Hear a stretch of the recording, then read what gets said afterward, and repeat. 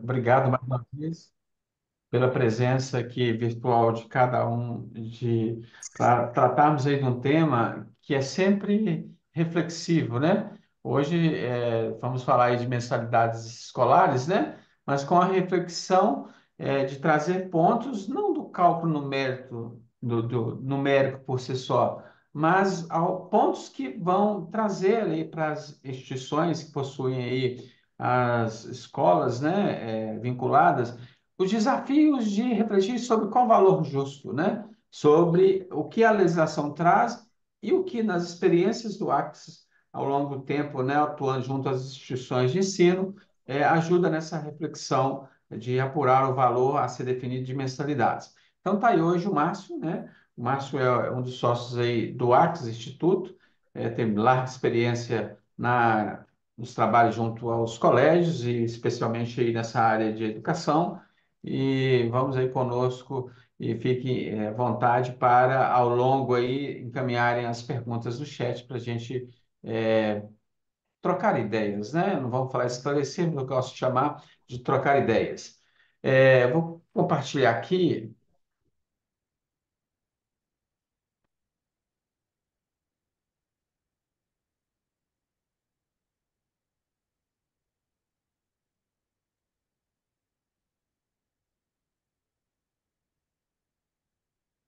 Quem está aparecendo aí, Márcio?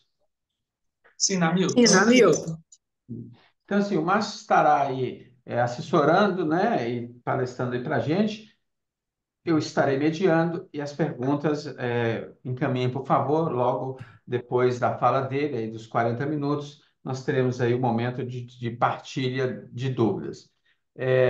Como todos os encontros do Axis, né, eu vou passar aqui rapidamente só um vídeo de 1 minuto para a gente conhecer um pouquinho o trabalho do Axis.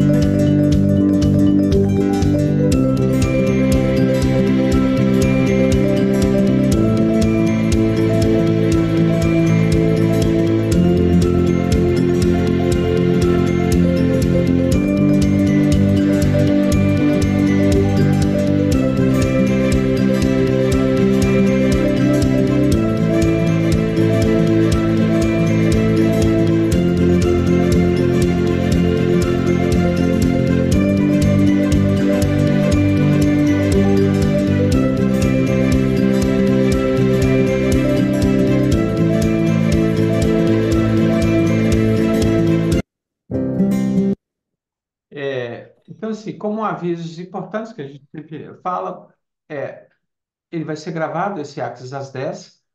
Então, aqueles que não quiserem aparecer, apenas basta desligar a câmera. E ele vai ser disponibilizado depois, junto com os demais Axis, às 10 nas redes sociais do Axis. A reprodução do conteúdo aqui, do que for falado nesse curso, é permitida, isso é sempre muito importante para a gente fomentar a discussão para o tema e vinculado aí às obras da igreja, né? Então, sempre é muito importante esse compartilhamento identificado. Aqueles que quiserem encaminhar perguntas, tem o chat, ou através do WhatsApp aí, que também a gente recebe. Vamos receber aqui também os do YouTube e ao intervalo, né, depois da fala do Márcio, a gente vai compartilhar essas contribuições. O Márcio, ele é um dos sócios do Instituto Axis, ele tem aí uma mestrado em Administração e Finanças, pós-graduado em Auditoria Externa, contador, auditor, perito judicial, professor de graduação e pós-graduação do ISTA, que é o Instituto São Tomás de Aquino, aqui em Belo Horizonte, também da Faculdade Vicentina, no Paraná, e desde 2004, como palestrante em diversas em diversas áreas, né? E também em diversas localidades e também no exterior. Ele teve a oportunidade de fazer lá em Roma, né? Isso é sempre muito importante, é a sede da igreja, então tem eventos importantes do Axis lá. Ele fez tanto como formação, como também em curso.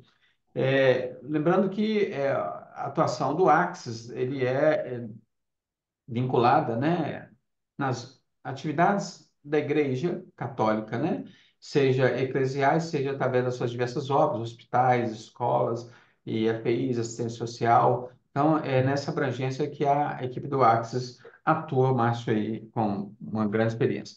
Eu estarei mediando esse trabalho, contribuindo aí com as perguntas e com as reflexões.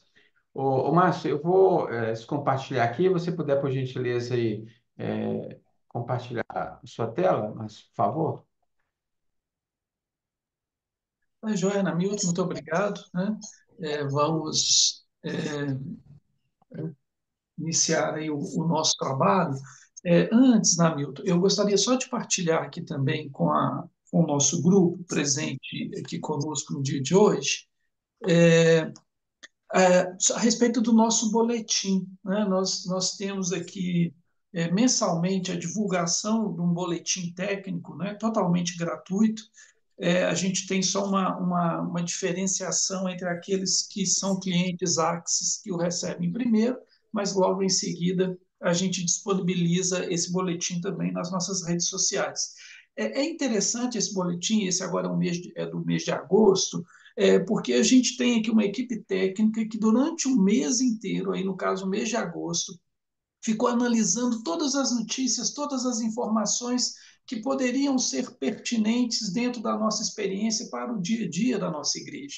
Aí seja dentro de uma estrutura eclesial, de paróquia, de congregação, ou nas próprias obras com as quais a gente trabalha. Então, o boletim ele traz informações de colégios, de hospitais, informações trabalhistas, informações a respeito de impostos e como não pagar os impostos dentro da legalidade, né? Então, só um exemplo de algumas notícias que estão no boletim desse mês, a gente traz uma informação a respeito da forma como a igreja está divulgando os seus resultados. Né? Isso tem sido um histórico no pontificado aí do Papa Francisco, de divulgar os números da igreja. Né? Então, isso é um exemplo para nós em relação à transparência.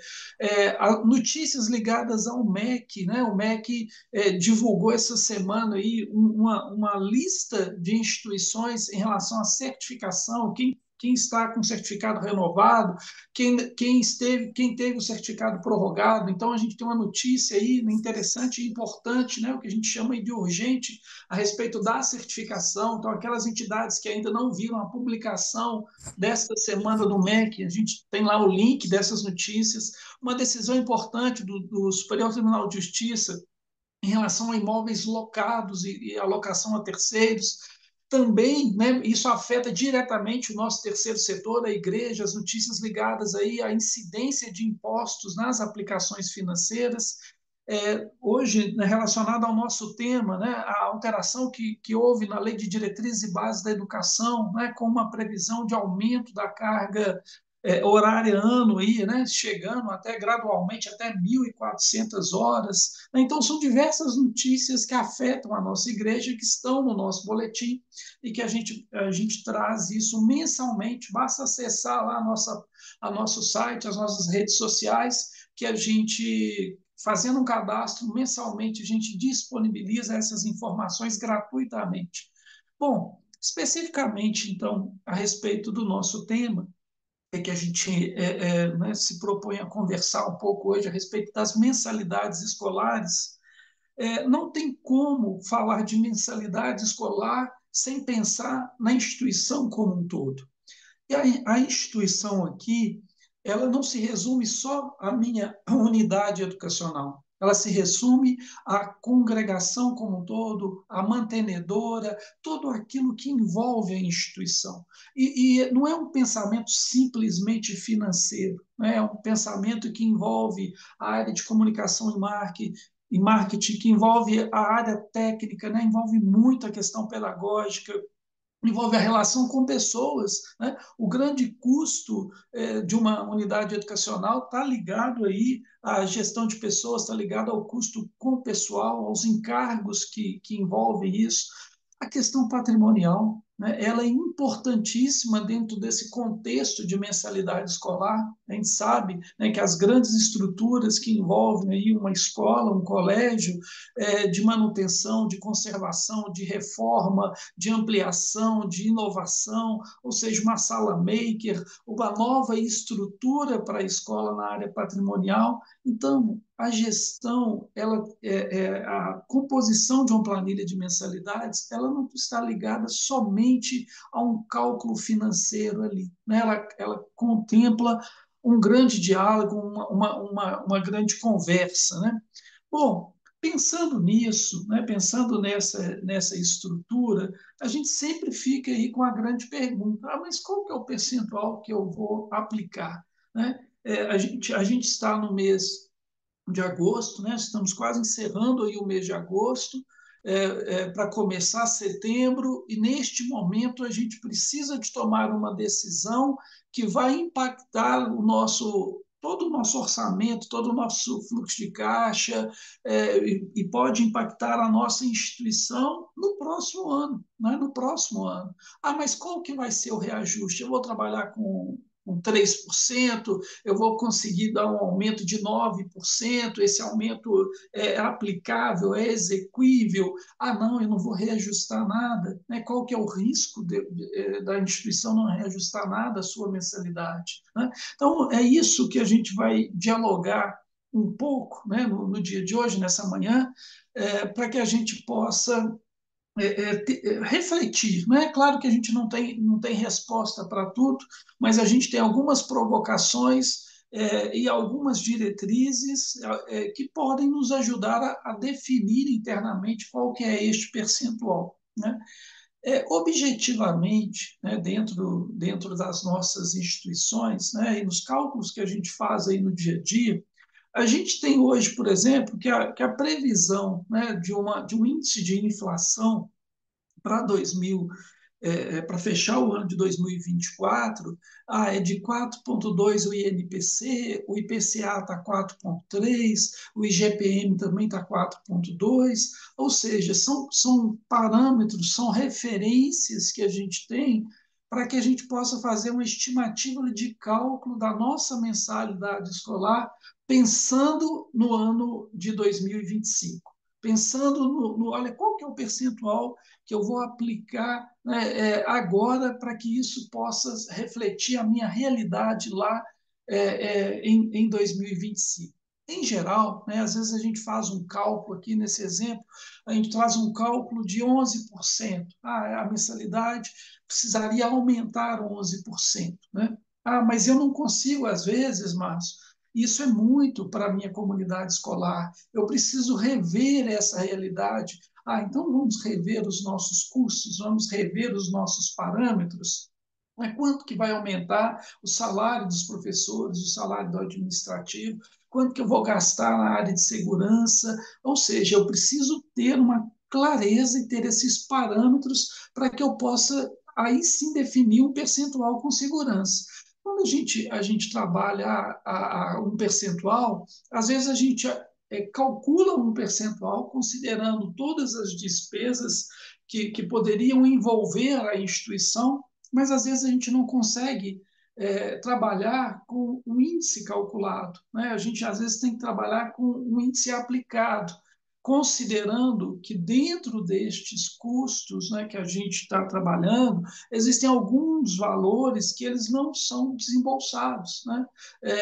Ou seja com depreciação, seja alguns valores ligados aí à despesa com dirigentes estatutários ou não estatutários. Então, às vezes, a gente tem uma certa flexibilidade para que a gente possa não aplicar o calculado, né, e sim um índice que seja mais condizente com a dentro da nossa realidade, mas tendo clareza de que qualquer valor abaixo de 4,2%, isso é um parâmetro que mede a inflação. qualquer valor que eu faça de reajuste abaixo de 4,2%, eu posso estar perdendo para a inflação. E a gente ainda tem que pensar que, às vezes, esses parâmetros, esses indicadores, como qualquer outros, eles são uma média, eles são uma referência. Porque eu não posso dizer que a minha inflação, a inflação da minha família dentro do meu lar, é igual, se assemelha à inflação da família do Namilton, à inflação da família da Maria Lúcia, à inflação dentro de uma comunidade religiosa, porque a gente tem contextos diferentes. A gente tem um índice geral, um índice de referência.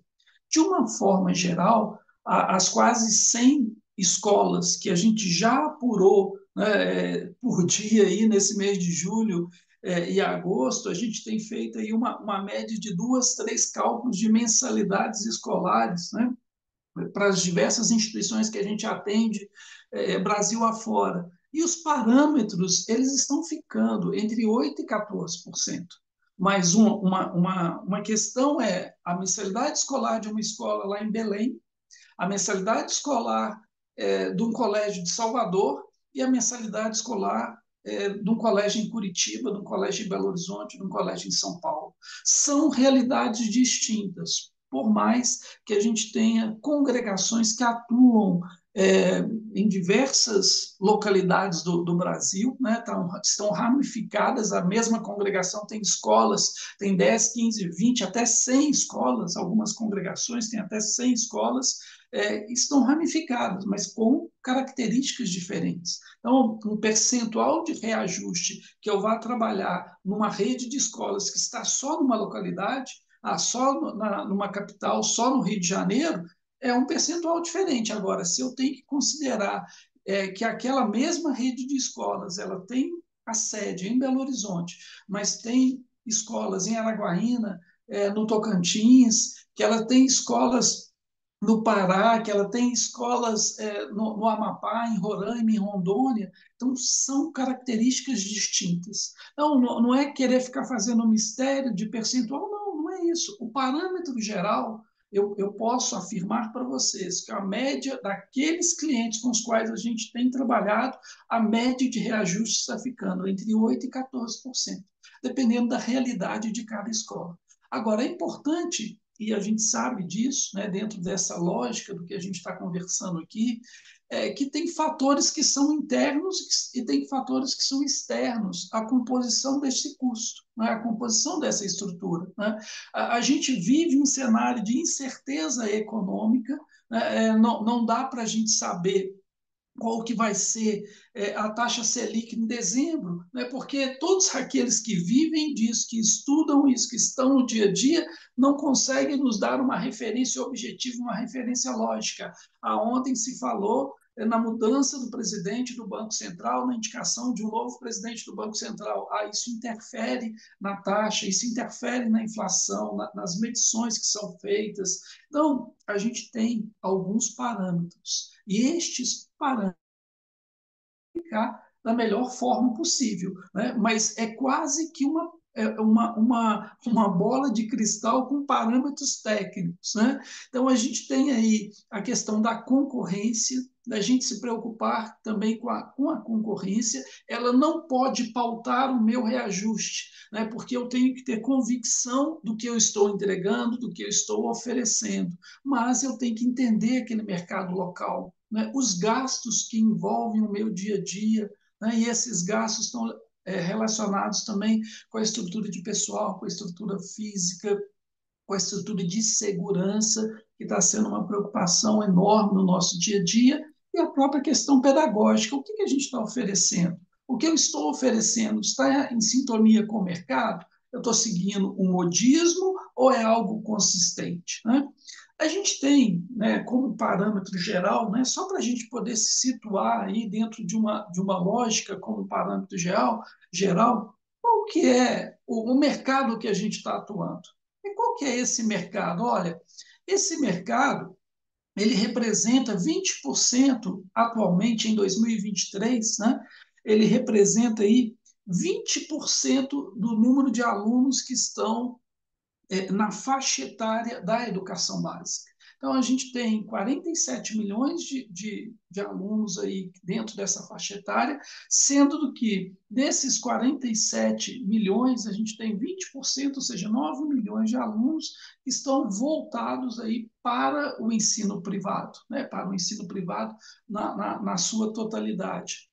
E aí tem alguns parâmetros, alguns senões que interferem nessa nossa composição e que a gente tem que pensar dentro destes parâmetros, né? Até porque são parâmetros legais. Eu vou citar, né, no nosso tempo aqui, a gente tem pouco tempo, na prática são 40 minutos, mas um pouco até menos do que isso, né? Mas se a gente citar as pessoas com deficiência, né? É algo que impacta diretamente nos custos das nossas escolas, né?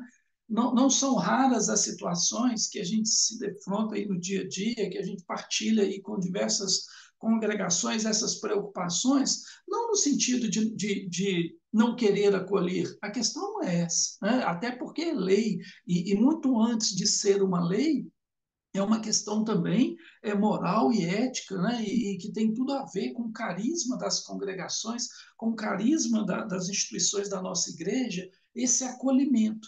Agora, é uma realidade que, quando a gente vai fazer a planilha de custos, a gente tem que contemplar. Se a gente pensar que no nosso país hoje existem 18,6 milhões de pessoas com deficiência, ou seja, 8,9% da população acima de 2 anos de idade, né? Tem algum tipo de deficiência, essa deficiência pode ser física, auditiva, né, de fala, mental, intelectual, né, ou pode já estar dentro de um processo de reabilitação, mas isso é algo que tem que ser considerado dentro dos nossos parâmetros de cálculo de mensalidade. Há pouco tempo eu conversava com o diretor de escola e ele me falava assim, Márcio, aqui a gente tem um aluno com deficiência auditiva e esse aluno, o que ele paga de mensalidade, a gente gasta 3 vezes mais para poder ter uma pessoa para poder fazer a tradução, né, para poder transformar naquela linguagem para que ele possa ter ali dentro da sua deficiência, o material de acordo e apto para que ele garanta ali a sua autonomia, para que ele possa fazer as provas, para que ele possa fazer o trabalho. Então, ele tem um custo, né, só com essa deficiência dessa deficiência visual, né, de um aluno, ele tem, se ele recebe R$ 1.500 de mensalidade, ele gasta R$ 4.500 só com o custo deste aluno.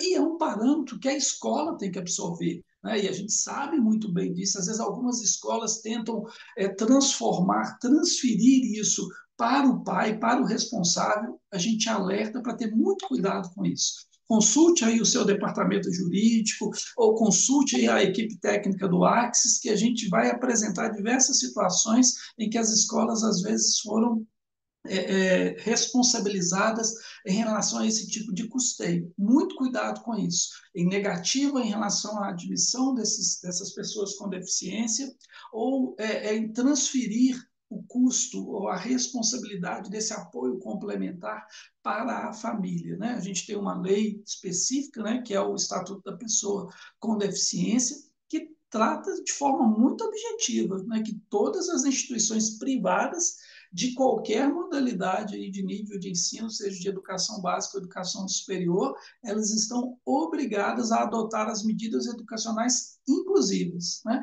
E aí tem lá especificando na lei tudo que tem que ser feito, né? Sendo vedada a cobrança de valores adicionais de qualquer natureza. Então, quem que vai pagar esse custo? Na hora que a gente compõe a planilha de mensalidade, é muito importante a gente considerar um percentual de alunos que possam vir a ser matriculados na minha instituição para que eu possa depois ter que honrar essas despesas, né? Ter que fazer frente a essas despesas. Bom, a gente está cansado aí de saber que a legislação ela que rege essa matéria, né, ela é de 1999, são 25 anos que a lei persiste, que a lei não muda. apesar que a gente ainda vê muita instituição sem a planilha de custo, né? Ela é algo obrigatório, ela tem que ser composta, ela tem que existir fisicamente. Agora, ela não precisa ser divulgada para os pais, mas a composição da planilha, inclusive, a gente tem um histórico aí recente, pós-pandemia, que os ministérios públicos Brasil afora, né, eles têm solicitado essa planilha de custo. Então, muita atenção com essa composição da planilha de custo. Né? A gente sabe, né, não é mistério para nós, que feita a contratação, a gente tem que prevalecer com esse valor aí até o final do ano seguinte, ou seja, nós agora, em agosto, estamos definindo um contrato, numa contratação, estamos oferecendo um serviço que ele vai prevalecer de 1º de janeiro de 25 a 31 de dezembro de 25, né? E dentro de uma economia tão instável, né? Se estoura uma guerra no Oriente, afeta a nossa economia aqui. Mas esse é o nosso compromisso, essa é a nossa lei, esse é o nosso desafio. Né? A gente sabe também, né, que a gente tem que pegar como referência a última mensalidade, né, isso está disposto em lei, a gente pega lá a Lei 9.870, o artigo 1º traz isso. Né? Então, não tem novidade em relação a isso. Agora, a gente faz um cálculo, né, e assim dispõe a lei, que os custos eu posso reajustar, eu posso calcular pelo índice de inflação ou por essa variação de pessoal de custeio, que eu tenho dentro da minha realidade. Então, naquilo que eu falei, eu tenho uma realidade, aquela realidade é diferente, a minha inflação aqui vai ser superior à inflação de outro colégio, de outro segmento. Ou seja, os meus indicadores são outros, mas aí então eu tenho que ter uma planilha de custo. E é essa planilha de custo, por mais que a gente esteja falando de uma lei, de um decreto, que já existem, os dois aí já existem há 25 anos, infelizmente, muitos colegas contadores, muitos colegas aí da área financeira e muitas instituições, elas simplesmente, vamos calcular aqui 7%, 8%, 9%, eu escutei ali que o concorrente vai ser 5%, então eu vou dar 4,9%, às vezes trabalha com um percentual, mas esse percentual não está pautado dentro da planilha de custo. E não é a planilha de custo da cabeça do gerente financeiro, não é a planilha de custo da cabeça do contador, é a planilha de custos que a lei determina. Então, um exemplo da planilha está aí em tela, né? Se a gente for lá no decreto, e isso a gente pede, né, que tenham muita atenção com isso. Porque uma coisa é agora, nesse momento, agosto, setembro, estou definindo um reajuste, eu pegar meu balancete contábil de maio, apurar todas as despesas que eu tenho lá com material, com manutenção, com serviços, ver quanto que é esta minha realidade. Dentro desta minha realidade, eu vou projetar até o final do ano de 2024, depois eu vou aplicar um índice de correção para 2025 e aí definir qual que é essa planilha de custo para 2025. Mas não tem margem na legislação para fazer uma planilha de custo diferente dessa planilha de custo que está aqui em tela. Então, a planilha de custos é essa. A gente tem que seguir o padrão. Não adianta eu falar assim, não, eu tenho aqui, eu calculo meu payback, o meu índice financeiro, eu faço e apronto em cima da minha planilha. Ok, bacana. Fez, agora vai lá e faz a planilha dentro dos parâmetros que a lei exige. Porque se tiver que ser feita prova diante de um juiz, diante de um tribunal, diante do Ministério Público, ele vai exigir a planilha de acordo com o que a lei determina. Então, aí a gente tem só uma parte, né, do que está lá disposto na lei, mas são parâmetros técnicos que estão lá exemplificados. Bom, alguns critérios, e aí a gente se atém um pouco à questão de custo de pessoal, eu acho que é importante a gente dialogar aqui um pouquinho. A gente precisa considerar, né, uma folha de pagamento de referência. Então, eu vou pegar a folha de pagamento do mês de fevereiro, do mês de março de 2024. Ok, mas o reajuste do ano de 2024, que foi concedido, este reajuste, ele está considerado nessa folha? Então, eu preciso pegar uma folha mais atualizada. Ah, o reajuste foi em abril, eu vou pegar uma folha de maio. E aí eu vou projetar esta folha até o final do ano e até o mês de março, se a minha data base é em abril, eu projeto essa folha até o mês de março do ano que vem. Então, para 2025, eu vou ter janeiro, fevereiro e março.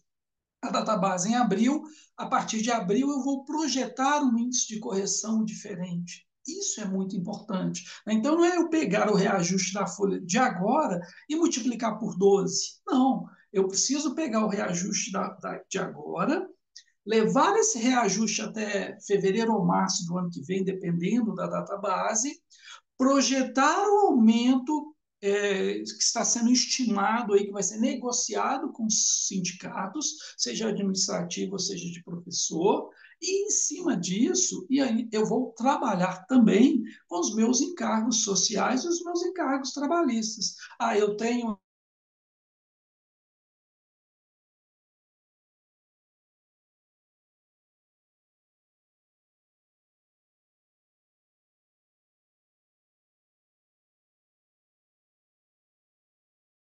passa eu pago um adicional a mais que está previsto naquela convenção coletiva. Então, muita atenção quanto a isso. O rateio no ano base de aplicação, ele pode considerar o número de alunos pagantes, né, pelo número de sala e o número de sala de aula. Então, a gente trabalha para o ano que vem com o número de pagantes de agora. Não adianta eu simplesmente querer fazer, ser otimista e falar assim, não, a minha escola vai aumentar 10%, 15%, 20% o número de alunos. Será que essa é a realidade? Em geral, não é assim. Em geral, Brasil afora, até o ano de 2024, a gente tem visto que a educação básica, com raríssimas exceções, as escolas estão perdendo alunos, perdendo alunos. Então, uma atenção e um cuidado quanto a isso. Né? O custo dos professores administrativo e pedagógico deve ser alocado conforme o nível da escola, né, que é a infantil, Fundamental 1, Fundamental 2 e por aí vai. Né? Bom, ainda um outro preceito na área educacional é a expectativa de aumento médio na folha de pagamento. Né? Nós estamos trabalhando com uma expectativa em torno aí de 9% de reajuste dos professores, máximo, mas historicamente tem sido o INPC. Mas as negociações Brasil afora, né? Porque às vezes o senhor ou a senhora está acostumado aí com a sua realidade, mas no Brasil afora até na época aí da pandemia da Covid, né, foi renegociado, às vezes até por 2 anos, não, vamos manter só o INPC. Mas agora há uma predisposição grande por parte dos sindicalistas de quererem, às vezes, um aumento real. Eles podem querer. Talvez a gente não consiga, diante da nossa realidade, conceder, mas nós temos que ter clareza de qual que vai ser esse percentual pretendido, até porque não adianta eu aumentar a mensalidade em 5% apenas se o professor vai ter um reajuste de 9%. Né? Tem que haver um equilíbrio, né? Tem que ter uma justiça aí de equilíbrio. E por último item ainda na área de pessoal, ligado aí às despesas de interação social, né? Aquelas pessoas que cada vez mais têm um quadro de TDAH, né, um quadro de TDI, um quadro de TEA, ou seja, são quadros que classificam, né, os nossos alunos e, vez por outra, a gente tem um custo adicional com isso. Né? Márcio, mas hoje eu não tenho essa realidade. Não, a minha realidade é estável em relação a isso. Mas a gente tem que pensar dentro daquela proporção de 8,9 pessoas com deficiência, qual que é o percentual que, se eu vier a ter um aluno, qual tipo de despesa que eu vou ter? E um outro item também importante dentro desse contexto é relacionado aí aos custos, né, dos dirigentes estatutários e não estatutários dentro da instituição. Você fala, Márcio, mas a diretora é uma irmã, o diretor é um religioso, é um padre. Mas e se ele deixar de ser diretor? Eu vou ter um custo com isso. Então, este custo tem que ser considerado, né, ele tem que ser calculado, até porque a gente tem uma norma técnica que determina isso. Bom, saindo da despesa de pessoal, a gente entra aí nas despesas gerais, né? e dentro desses parâmetros de despesas gerais, é importante a gente considerar os custos da mantenedora, os custos com uma diretoria geral, com uma coordenação geral, o conceito de serviços compartilhados. Ora, eu não tenho um custo ali de contador dentro da minha escola, mas a contabilidade é paga, o advogado é pago pela mantenedora. Esse custo eu tenho que trazer para dentro da minha realidade. Então, ele compõe também a minha realidade. Né? As várias alterações regulatórias, né? Logo no início aí, eu mostrava essas mudanças na lei, né? Da educação básica, né, que aumenta a nossa carga horária para o ano. Então, a gente tem que trazer para dentro dessa nossa realidade. Né? Então, são várias questões dentro desses parâmetros com os quais a gente precisa efetivamente aí se preocupar. Para as nossas instituições que trabalham com filantropia, né, que têm a certificação do SEBAS, algumas outras preocupações ligadas aí à própria o quesito de remuneração de diretoria estatutária ou não estatutária, a quantidade de bolsas que tem que ser ofertada, né? As atividades complementares ali, os benefícios complementares que são ofertados, os limites ligados ao que a lei impõe para se considerar como filantrópico aqueles alunos que são filhos, né, dos nossos colaboradores. Então, são diversos regramentos e observem que as coisas estão bem amarradas uma com a outra. Então, não adianta eu, como eu disse no início, eu pensar no financeiro apenas sem imaginar, sem considerar tudo isso que envolve aí a filantropia. Na área de segurança, né, é interessante a gente pensar aí na área de segurança, porque isso tem sido uma preocupação crescente. Né? Essa empresa, a Noto, né, que é a empresa parceira aí do Axis, ela trabalha especificamente com segurança. E é interessante quando eles, no seminário que a gente foi convidado para participar com eles enquanto palestrantes, a gente falava dessas questões de composição de planilha de mensalidade. Se a gente pensar só na área de segurança, o tanto de custo que envolve essa área de segurança que pode envolver uma escola.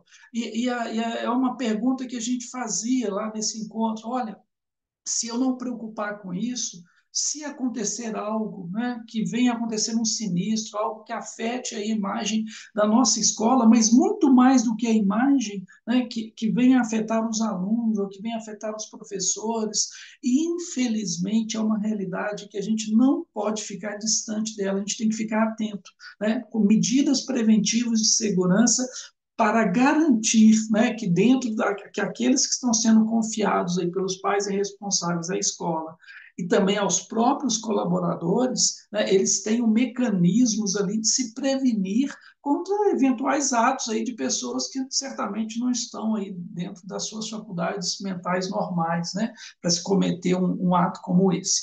Bom, a planilha de custo, é importante a gente manter aí uma coerência dessa planilha de custo com a contabilidade, né? Ela tem que ter uma certa coerência, então, até por isso que eu falei no início, que ela precisa ser pautada também nos registros contábeis. Né? Então, uma coerência entre a planilha de custos e a contabilidade. Porque se eu for convidado aí pelo Judiciário ou pelo Ministério Público para apresentar a contabilidade, ela tem que estar, de certa forma, referenciando o que está lá na planilha de custos. Bom, já concluindo a minha fala, só alguns quesitos que são importantes. A gente ter conhecimento da nossa realidade institucional. Nesse exemplo que eu trouxe aí, o custo da educação infantil é 1.780, a mensalidade cobrada é 1.800. Eu tenho uma margem de 1,1. Márcio, mas é uma margem muito pequena. 1,1 na educação infantil, 1,9 no primeiro ao quinto, no sexto ao nono. O que a gente tem que lembrar que aqui a gente está trabalhando com previsão, com possibilidades. Então, aqui a gente não pode pegar e considerar isso como ponto de equilíbrio da escola. Não, aqui é uma perspectiva dos meus custos na forma mais conservadora que ele possa acontecer, quanto que ele vai se tornar. Então, eu tenho que ter um cálculo. É importante que eu tenha um cálculo tanto do ano base, que é o ano de aplicar, o ano atual, que é 2024, ou aquilo que eu chamo de ano de aplicação, que é o ano seguinte. É o próximo ano, o ano de 2025. E aí eu considerar também essas mesmas variações de um ano e as mesmas variações do ano seguinte. Eu tenho que conhecer a minha realidade. Aonde que está o meu maior resultado? Na minha educação infantil, no ensino médio? Onde está o meu resultado? Bom, e já concluindo, é importante a gente considerar aqui uma realidade. Olha, eu sei que o meu resultado ele é de 8%. Eu tenho uma margem de 8% no ano. Ah, então eu vou aplicar aqui na minha mensalidade um reajuste de 6%. Ah, Márcio, mas olha, na hora que eu fui lá fazer o acordo coletivo, o acordo coletivo, o reajuste ficou em 9%. As outras despesas, até que foi eu corrigir pela inflação mesmo, deu 4,2%. Ora, se eu tenho este raciocínio aqui, na hora que eu tenho o ano de aplicação, uma margem que era de 8%, ela cai para 7%, porque eu fiz um reajuste menor do que o aumento das minhas despesas. Né? Aqui, de uma forma bem objetiva, bem clara, é isso que a gente precisa fazer. Precisa demonstrar dentro daquele padrão de planilha que a gente viu ali, que é o que determina a lei, mas é esse tipo de cálculo que a gente tem que fazer. Né? Agora, um resumo crítico, né, de preocupações que a gente tem que ter são três. Né? Os gastos atuais e aqueles passíveis de previsão para o próximo ano, sejam fixos ou variáveis, eles devem compor a planilha de custo. Então, eu tenho que me ater, olha, qual que é a minha realidade hoje? E eu vou fazer uma previsão para o ano que vem. As estimativas que podem ser influenciadas por mudanças internas e internas devem ser justificadas. Eu vou ter um ensino integral, eu vou ter um aluno, um docente a mais, porque eu vou cumprir ali a minha carga horária, a ampliação da minha carga horária. Então, isso eu tenho que trazer para compor a minha planilha de custo. E, por fim, o último item aí, em alguns casos, devido à característica de previsibilidade aplicada, tudo que a gente fez de previsão, ele pode não acontecer. Mas eu tenho que fazer uma previsão pensando que a minha despesa pode ser maior e a minha receita pode ser menor. Não adianta eu querer ser otimista. Aqui é o momento, neste caso especificamente, na planilha de custo, eu tenho que ser realista. Olha, a minha despesa pode ser maior, porque eu posso ter aqui alunos com necessidades especiais, eu posso ter aqui um gasto maior com a reforma do telhado, com a pintura da quadra, com a compra de material esportivo. Então, isso tudo eu tenho que trazer. Né? E lembrar sempre, né, um cuidado importante que a gente tem que ter, que a nossa realidade, né, a realidade da nossa escola pode não ser aí a realidade do nosso concorrente, ou a do concorrente pode não ser a nossa. Então, são caminhos distintos que às vezes se cruzam, mas uma coisa é a despesa do meu colégio dentro daquilo que eu ofereço, e a outra é a despesa do meu concorrente dentro daquilo que ele oferece. Então, que a gente fique muito atento a isso. Então, seriam esses os recortes que eu gostaria de trazer, que eu gostaria de comentar com vocês no dia de hoje, né, nesse rápido momento aí, para a gente poder dialogar aí no dia de hoje. A gente tem agora uma pequena participação aí da Maria Lúcia conosco, e depois, na sequência, se houverem algumas perguntas, Hamilton, eu estou à disposição para a gente poder partilhar aí um pouco as perguntas. Maria Lúcia, por favor. Obrigado, Maria Lúcia. Obrigado aí, Márcio. Vamos aqui algumas perguntas, Márcio. Vou começar daquelas aqui que eu acho que são mais complexas, porque se não der tempo, vamos primeiro para as mais difíceis, deixar as mais fáceis para o final, né? Não vou falar fácil, não, porque para o Márcio aí pode ser tudo mais tranquilo, para mim que é difícil. Você falou aí da reflexão sobre a melhoria e metodologia. Nesse cenário de falta de recurso, como seria possível esse desembolso? Ou seja, eu tenho que melhorar, mas não tenho dinheiro. Você tem alguma dica, Márcio, assim, para o que pode fazer? Milton, essa aí na verdade, a gente precisa dar uma bola de cristal, né? Como melhorar sem ter o recurso financeiro. Olha, na Milton, esse, na verdade, é o grande segredo de qualquer gestor, né? É o que a gente busca aí no dia a dia, né? Tentar inovar, tentar melhorar, mas sem ter realmente o recurso financeiro. Nós, enquanto igreja, aí, falando de todas as nossas instituições, a gente tem que se atentar para as oportunidades que o mercado tem, sabe, Namilton? Primeiro, assim, no nosso trabalho, na nossa consultoria, a gente vê várias frentes. As congregações, elas têm uma internacionalização que a gente tem que trazer isso para a educação, sabe, Namilton? Então, às vezes, com instrumentos fáceis, simples, a gente consegue trazer para o dia a dia da educação, uma escola interagindo com outra, um aluno de uma escola no Brasil conversando com um aluno de uma outra congregação na África, ou seja, são diferenciais que a gente precisa trazer isso para dentro da educação. Eu não sou pedagogo, mas eu estou dizendo que isso é o que a gente vê aqui nos diálogos, nas conversas, dentro da realidade das nossas escolas. Agora, pensando em finanças, né, Namilton? Existem linhas de crédito, existem linhas que a gente também não tem que se furtar a elas. Muitas instituições aí laicas não usam dinheiro próprio, não. Elas vão no mercado, pegam um recurso aí, um recurso às vezes até com subsídio, um recurso com desconto, para poder usar dentro da sua atividade, para poder inovar. Então, Namilton, tudo é fazer conta. Dentro da realidade de cada instituição, a gente fazer conta. É tentar inovar, tentar ser criativo, mas não necessariamente é ficar colocando ali o dinheiro no bolso próprio e tendo que arcar com isso. Mas o mais importante, a gente tem que acreditar no produto que a gente está oferecendo. Porque se a gente não acreditar no produto, aí não adianta nem a gente seguir adiante. Isso é muito importante, né, Márcio? Porque tem uma orientação na igreja que é não fazer dívida.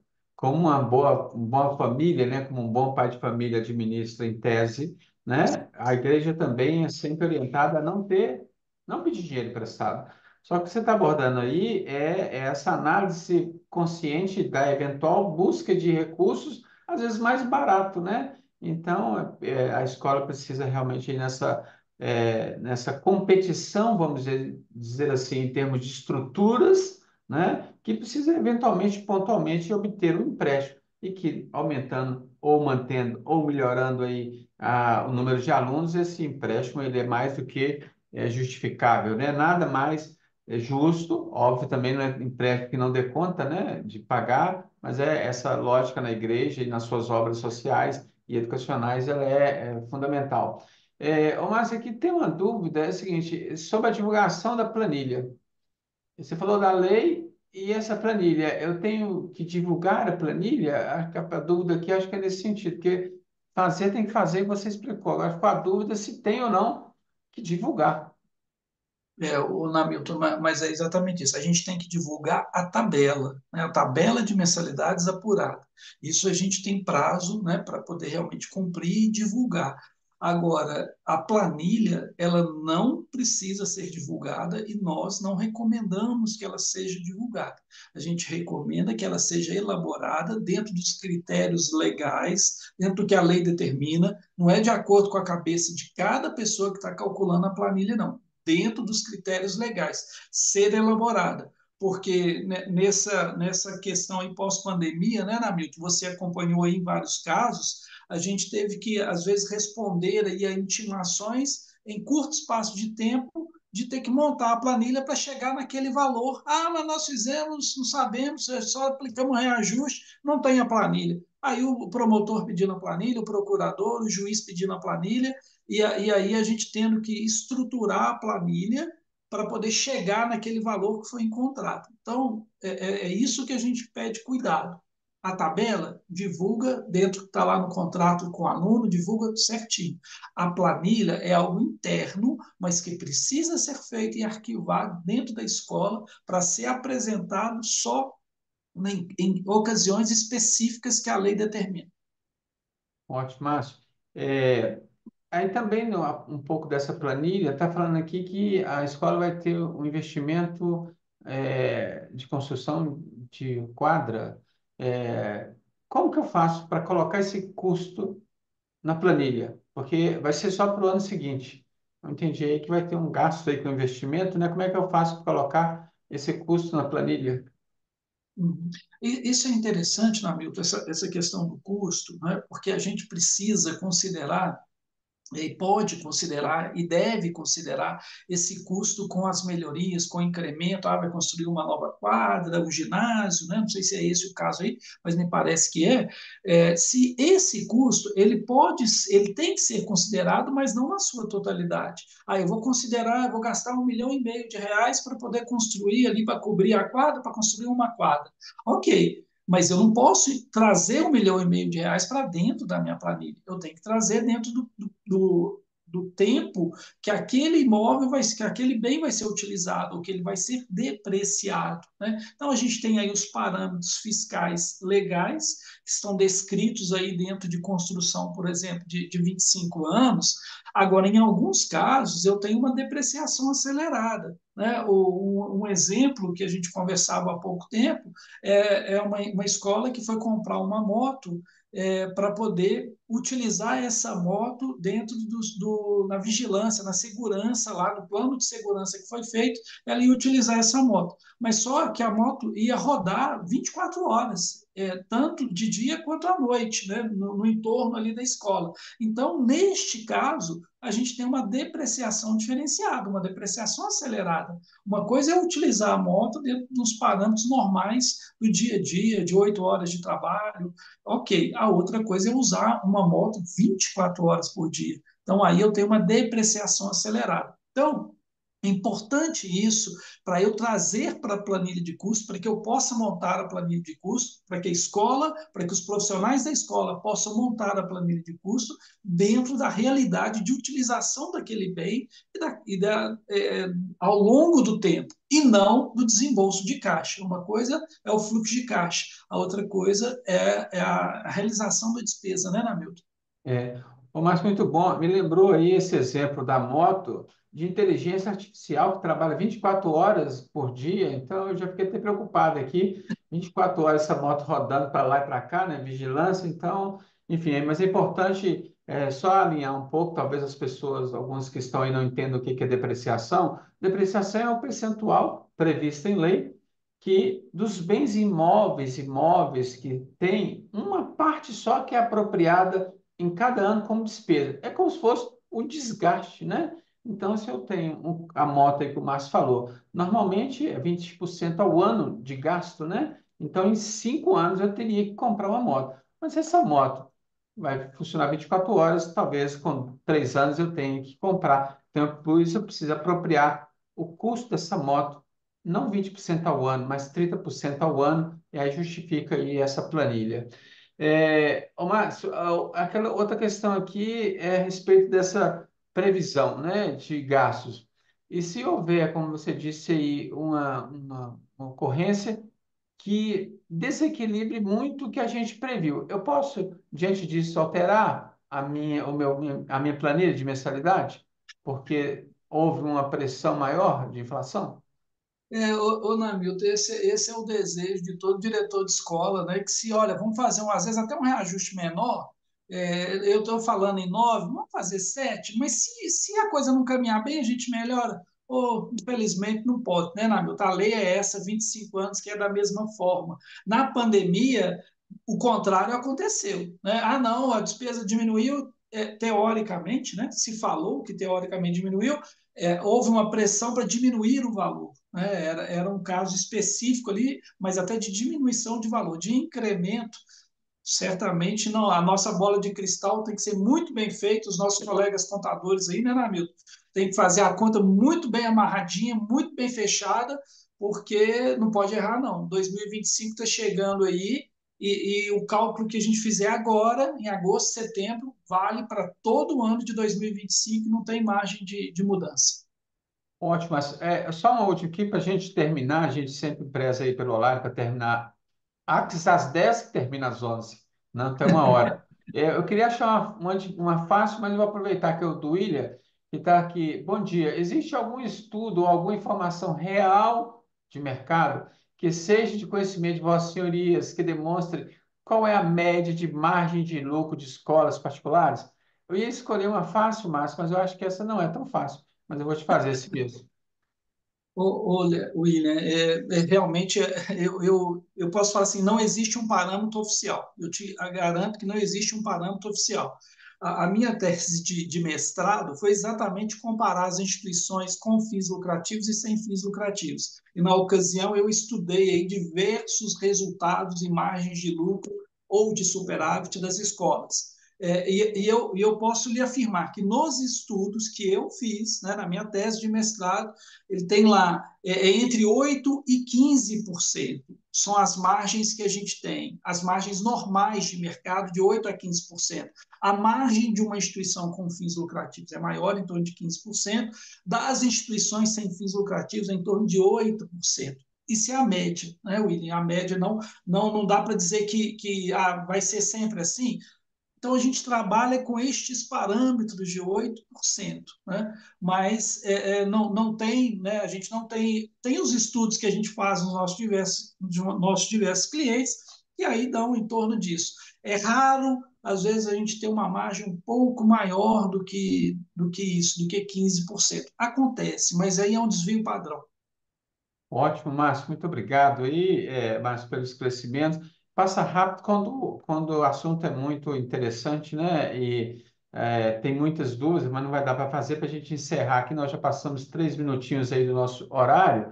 E queria agradecer muito a cada um que participou conosco aí do início até agora, né?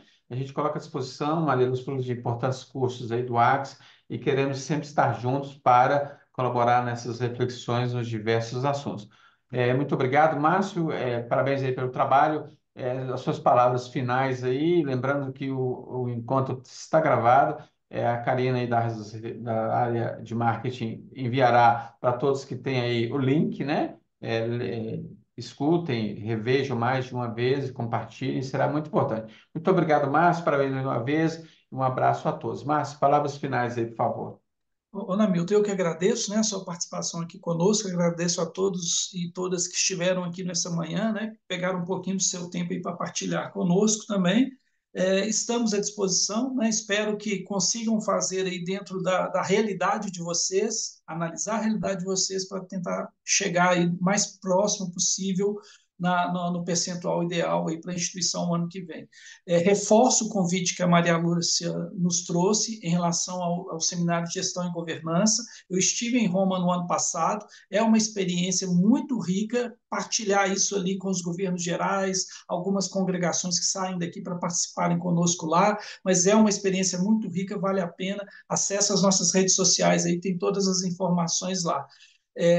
Agradeço, fiquem com Deus, né? Uma abençoada quinta-feira. O próximo Artes às 10, no último dia de setembro, na última quinta-feira de setembro. Em breve a gente já divulga o tema aí, mas coloca aí na programação. Última quinta-feira de setembro, sempre um tema pertinente.